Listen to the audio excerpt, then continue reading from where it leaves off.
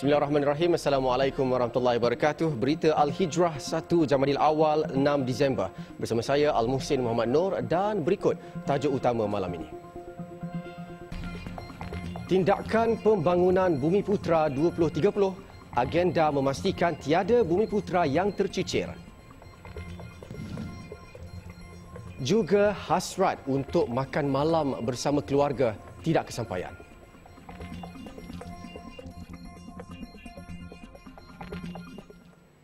Masyarakat khususnya golongan bukan Islam perlu diberi penerangan lebih terperinci mengenai usaha kerajaan mengawal penjualan arak. Menteri di Jabatan Perdana Menteri Hal Ehwal Agama Senator Idris Ahmad berkata atas tujuan itu, beliau telah mengarahkan Jabatan Kemajuan Islam Malaysia JAKIM untuk menjalankan penyelidikan kuantitatif dan bertemu golongan bukan Islam mengenai isu ini.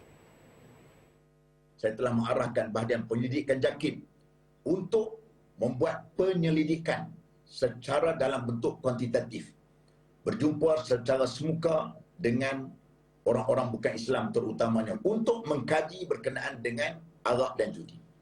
Kita nak supaya resultnya dapat secara kuantitatif supaya kita nak beritahu inilah dapatan yang kita dapati.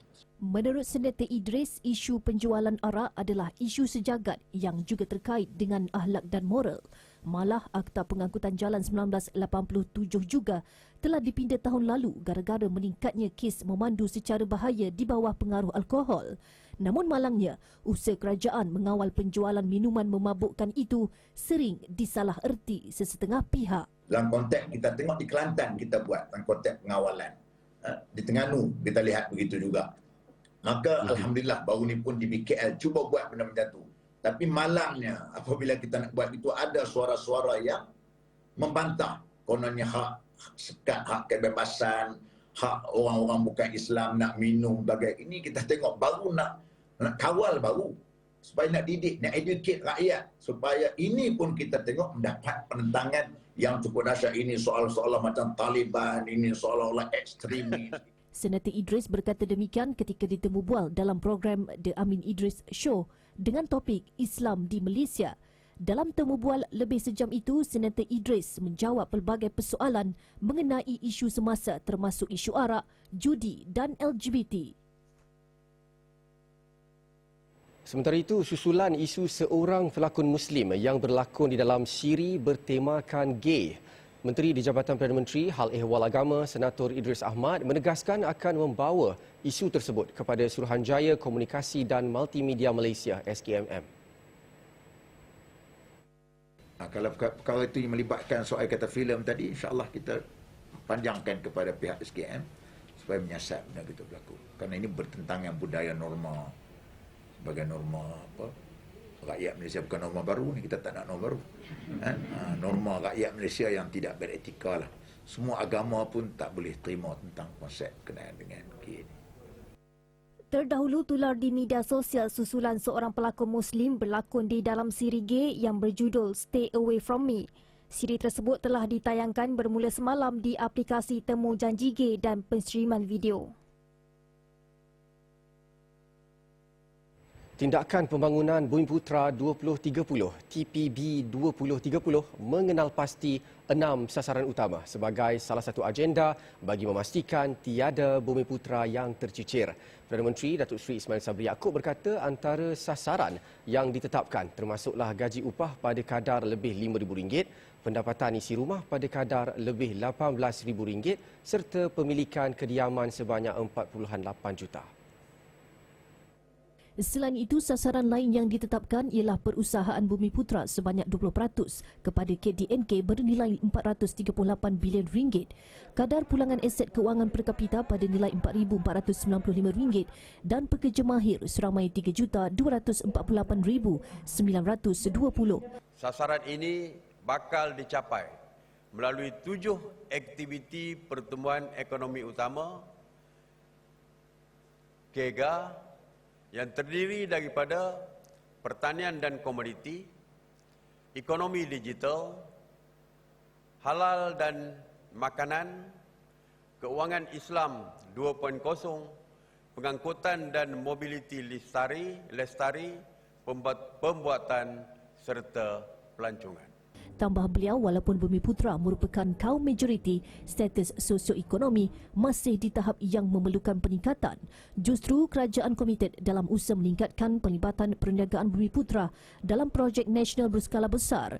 Tegas Datuk Seri Ismail, Bumiputera perlu dibantu dengan cara yang baharu dan lebih berstruktur dalam memastikan tiada yang terpinggir seiring dengan intipati rancangan Malaysia ke-12 RMK ke-12. Namun teraju juga mestilah moden dalam pendekatannya.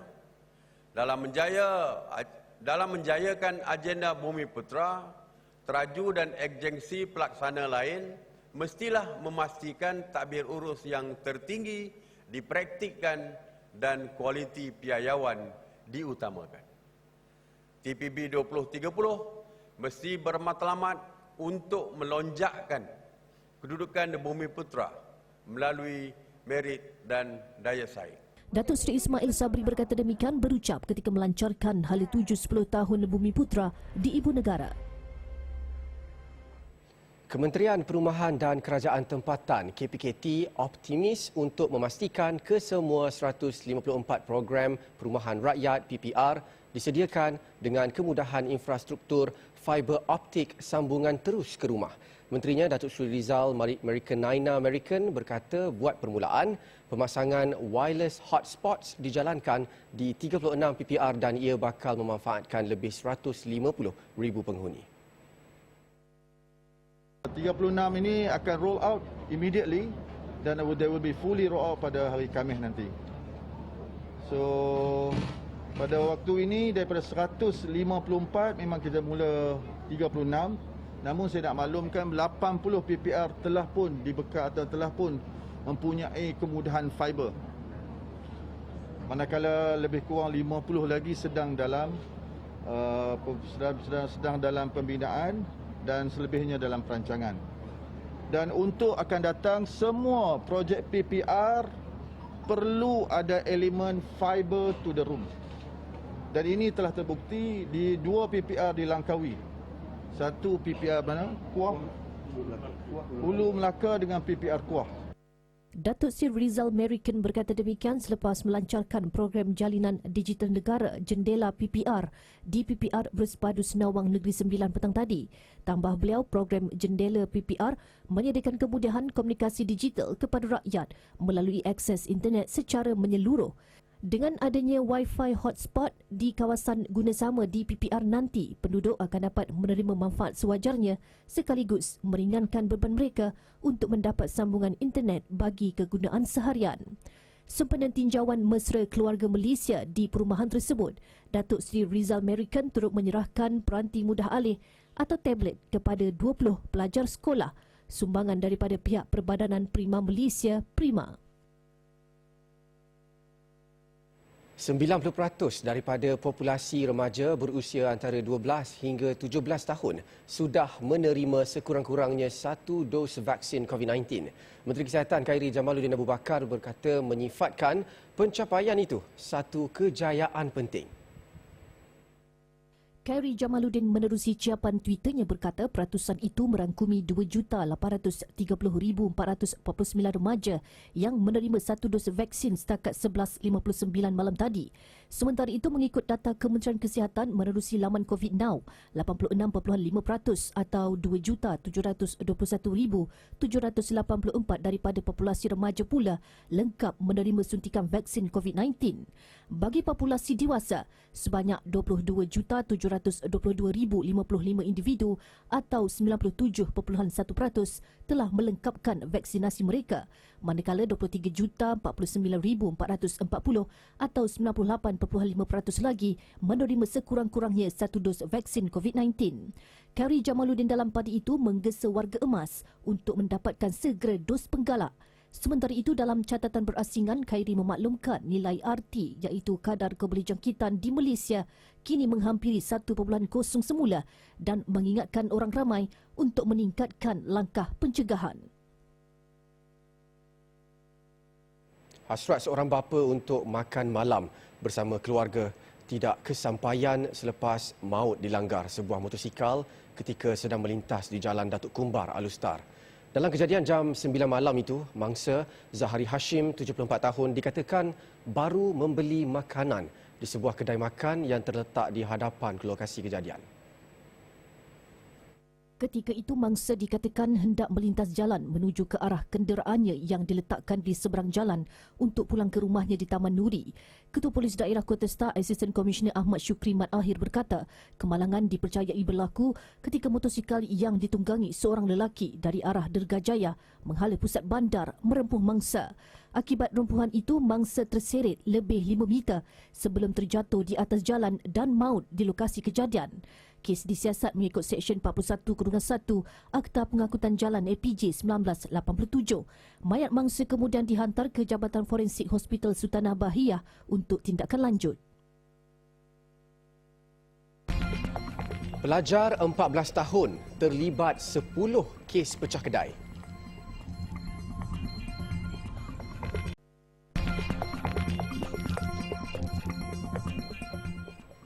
Alhamdulillah bertemu lagi. Seorang anggota Agensi Penguatkuasaan Maritim Malaysia, Zon Maritim Kuala Kedah, didakwa atas 32 pertuduhan menerima suapan berjumlah RM26,200 dari seorang nelayan. Suapan itu didakwa diterima tertuduh Muhammad Norizan Yahaya, 46 tahun, sebagai dorongan untuk tidak mengambil tindakan terhadap bot milik Neo Seong Ju. Berdasarkan kesumber kertas pertuduhan, Muhammad Norizan yang berpangkat Bintara Muda Maritim didakwa telah menerima suapan berjumlah RM26,200 daripada Siang Jo melalui pindahan wang secara talian ke dalam akaun Bank Islam miliknya. Muhammad Norizan didakwa melakukan perbuatan itu di Bank Islam Malaysia Berhad, Cawangan Mahkota Square, Jalan Mahkota antara 13 Mei 2018 hingga 30 Mei 2019. Bagaimanapun, tertuduh mengaku tidak bersalah. Kes dijalankan mengikut Seksyen 165 Kanun Kesiksaan Akta 574 dan sabit kesalahan boleh dipenjara tidak lebih 2 tahun atau denda atau kedua-duanya sekali. Mahkamah menetapkan ikat jamin RM15,000 bagi semua pertuduhan dengan seorang penjamin. Tertuduh juga diarahkan menyerahkan pasport kepada mahkamah dan perlu melaporkan diri ke pejabat SPRM setiap bulan sehingga kes selesai. Sebutan semula kes 6 Januari depan. Remaja 14 tahun antara 4 anggota kumpulan geng Man Muncung yang ditahan selepas terbabit 10 siri kes pecah kedai di sekitar daerah Kubang Pasu sejak Ogos lalu. Ketua Polis Daerah Kubang Pasu, Superintenden Rozi Abu Hassan, berkata kesemua mereka ditahan polis Khamis lalu selepas pihaknya menerima laporan berkaitan kes pecah kedai di Air Hitam pada awal pagi hari sama. Beliau berkata dalam kejadian itu, kumpulan terbabit berjaya melarikan wang tunai berjumlah RM4,250, alat pencukur serta pemetik api. Modus operandi yang dilakukan kumpulan itu adalah dengan menyewa kereta untuk melakukan kegiatan pecah kedai dan bergerak sekitar waktu tengah malam dan awal pagi. Sasaran mereka adalah kedai runcit di kawasan kampung dan mencuri wang tunai serta barang keperluan harian.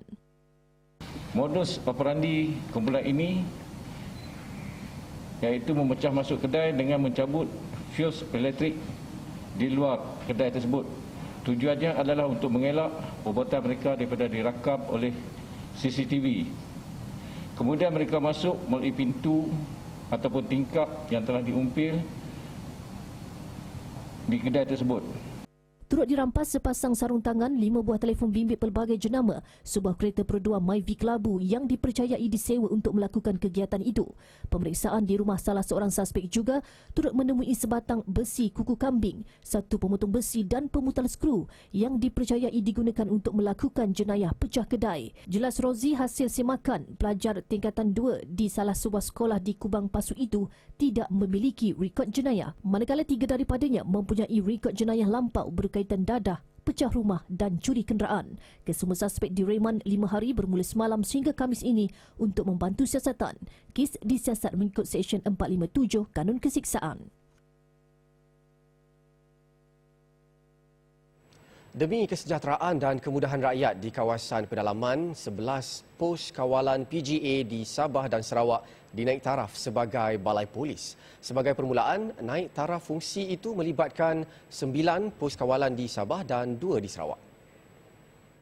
Menteri Dalam Negeri Datuk Seri Hamzah Zainuddin berkata naik taraf fungsi itu akan meningkatkan interaksi dan libat urus penduduk bersama pihak berkuasa. Hari ini adalah pelancaran untuk kita meneruskan aspirasi keluarga Malaysia 100 hari itu, di mana PGA berkolaborasi dengan Jabatan Pendaftaran Negara.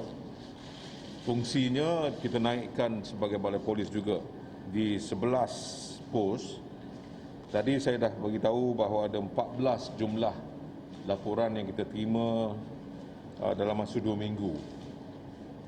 Ia menunjukkan bahawa warga pendalaman sudah dapat memahami bahawa PGA juga boleh dijadikan sebagai balai polis. Alhamdulillah, ini memberikan kemudahan kepada mereka. Naik taraf fungsi 11 pos kawalan itu dijadikan sebagai projek rintis dan akan menjalani tempoh percubaan 6 bulan sebelum diperluaskan ke 170 pos kawalan di seluruh negara. Sebelum ini, penduduk kawasan pedalaman berdepan kesukaran untuk mendapatkan khidmat polis memandangkan lokasinya yang jauh. Namun fungsi balai polis yang dinaik taraf ini bakal memudahkan rakyat dari segi pendaftaran kelahiran dan laporan kematian. Beliau berkata demikian pada sidang media di Pusat Latihan Polis Pulapol di Jalan Semarak, Ibu Negara pagi tadi.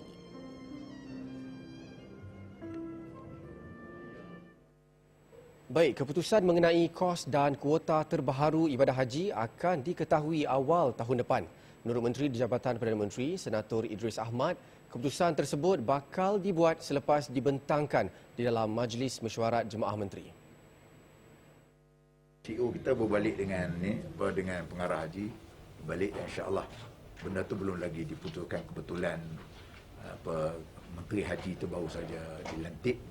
Mungkin lepasnya dia akan putuskan. Kita akan dipanggil mesyuarat sama berbincang. Mungkin awal tahun kita akan bentang di dalam Majlis Mesyuarat Jemaah Menteri.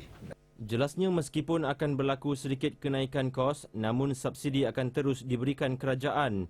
Sementara itu, mengulas mengenai isu penjarakan fizikal semasa menunaikan solat, beliau memaklumkan bahawa perkara itu tertakluk kepada pihak berkuasa agama Islam negeri masing-masing. Beliau berkata demikian kepada media selepas merasmikan Majlis Pelancaran Aplikasi e-Taib di Ibu Negara petang tadi. Dalam pada itu, TH juga akan membangunkan sistem Hajj e-learning dengan peruntukan hampir 3 juta ringgit mulai Disember depan seiring dengan usaha TH dalam memperkasakan cara penyampaian bimbingan ibadat haji.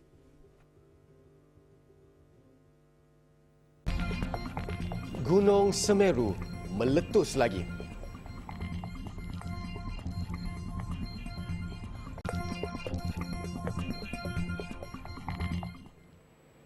Bertemu lagi. Gunung berapi Semeru kembali meletus sebanyak 2 kali pagi tadi. Walaupun letusan itu agak lemah, namun ia tetap memaksa misi mencari dan menyelamat mangsa bencana itu ditangguhkan sementara. Sebelum usaha mencari dan menyelamat ditangguhkan, pasukan penyelamat berjaya mengeluarkan mangsa yang tertimbus di bawah debu vulkanik dengan menggunakan alatan kecil dan tangan sahaja. Menurut Ketua Balai Cerap Indonesia, gunung berapi itu masih berada pada tahap 2 dan meminta penduduk supaya sentiasa berada dalam keadaan berjaga-jaga. Bagaimanapun, tiada nyawa terkorban buat letusan kali kedua ini. Sabtu lalu, Gunung Semeru yang berketinggian 3,676 meter secara tiba-tiba meletus dan memuntahkan abu sehingga mencecah setinggi 12,000 meter. Angka kematian meningkat kepada 15 nyawa manakala 25 orang lagi masih tidak dapat dikesan.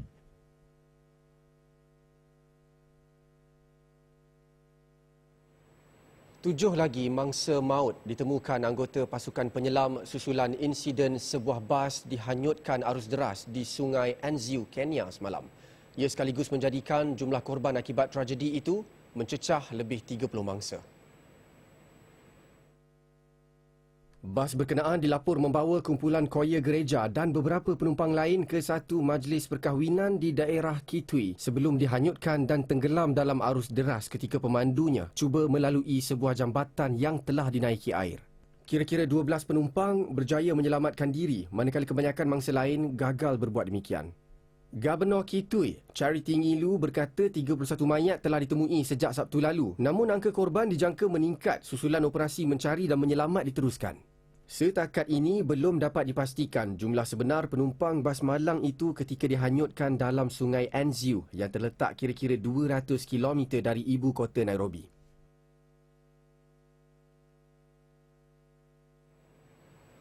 Bekas pemimpin Myanmar Aung San Suu Kyi dihukum penjara 4 tahun oleh Mahkamah Junta Myanmar hari ini atas kesalahan mengeluarkan kenyataan hasutan terhadap tentera dan melanggar peraturan COVID-19. Ia merupakan keputusan pertama mahkamah dalam perbicaraan yang melibatkan pemenang hadiah Nobel Keamanan berkenaan. Jurucakap junta Zhao Min Tun berkata Suu Kyi dihukum penjara 2 tahun mengikut Seksyen 505(B) dan 2 tahun penjara mengikut Undang-Undang Bencana Alam. Sementara itu, bekas Presiden Win Myint turut dipenjarakan 4 tahun mengikut pertuduhan sama. Tambahnya, kedua-dua mereka akan menghadapi pertuduhan lain dari tempat mereka tinggal sekarang, iaitu di Ibu Negara Naypyidaw. Suu Kyi 76 tahun ditahan sejak kerajaannya digulingkan pada Februari lepas sekaligus menamatkan era demokrasi Myanmar. Sejak penahanannya, junta menambah banyak dakwaan lain termasuk melanggar Akta Rahsia Rasmi, rasuah dan penipuan pilihan raya.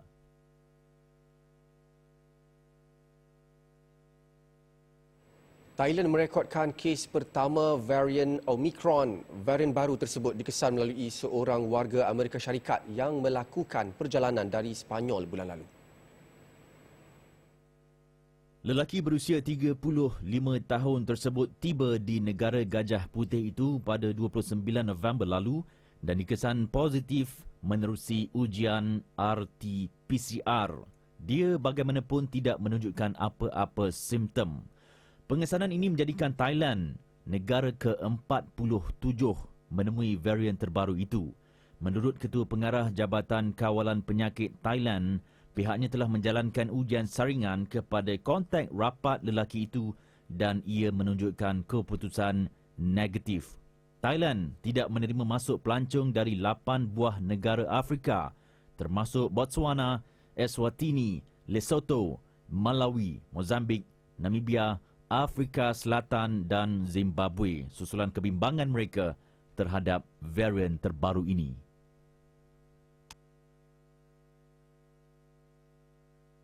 Thailand akan mempertimbang pembukaan semula sempadan dengan Malaysia. Timbalan Jurucakap Kerajaan Rachada Danadirek berkata Pusat Pentadbiran Situasi COVID-19 CCSA sebelum ini bersetuju secara prinsip berhubung cadangan tersebut dan mengarahkan kajian secara terperinci dilakukan. CCSA sebelum ini mengadakan pertemuan pada 26 November lalu bagi menilai situasi COVID-19 di 5 wilayah selatan iaitu Songkhla, Satun, Narathiwat, Yala dan Patani dengan pelan pembukaan semula laluan sempadan pada 16 Disember. Bagaimanapun, CCSA dijangka mencapai kata putus mengenai perkara itu pada mesyuarat Isnin depan. Tambahnya, perkembangan itu telah dimaklumkan kepada pihak berkuasa Malaysia oleh Kementerian Luar Thailand. Jelasnya lagi, pembukaan semula sempadan Malaysia-Thailand dijangka berupaya menghidupkan semula industri pelancongan dan memulihkan ekonomi di wilayah selatan. Pihak berkuasa pelancongan Thailand TAT sebelum ini menyasarkan kemasukan pelancong asing seramai 600,000 orang bagi tempoh 2 bulan terakhir tahun ini. Menurut TAT, pola kemasukan pelancong ke negara itu tidak menunjukkan petanda perlahan walaupun kemunculan varian Omicron. Polis Belgium melepaskan gas pemedih mata dan menyembur meriam air untuk menyuraikan ribuan penunjuk perasaan di tengah bandar Brussels. Protes tersebut dilakukan susulan peraturan baru COVID-19 yang dikuatkuasakan oleh kerajaan. Polis mula bertindak selepas penunjuk perasaan membaling batu ke arah mereka sambil melaungkan perkataan bebas. Bantahan tersebut adalah disebabkan oleh peraturan yang baru dikuatkuasakan Jumaat lalu yang mewajibkan pemakaian pelitup muka terhadap kanak-kanak sekolah rendah serta memanjangkan cuti sekolah. Sementara itu, ribuan penunjuk perasaan berarak dari pusat bandaraya Brussels hingga ke kawasan kejiranan yang menempatkan ibu pejabat institusi Kesatuan Eropah. Sebelum ini, penunjuk perasaan turut memprotes peraturan COVID-19 yang memerlukan mereka menunjukkan pas COVID-19 untuk memasuki restoran dan bar. Baik, laporan itu tadi menutup berita Al-Hijrah malam ini. Jangan lupa layari alhijrahnews.com untuk lagi laporan-laporan menarik dan artikel eksklusif. Saya Al-Muhsin Muhammad Noor. Assalamualaikum warahmatullahi wabarakatuh dan selamat malam.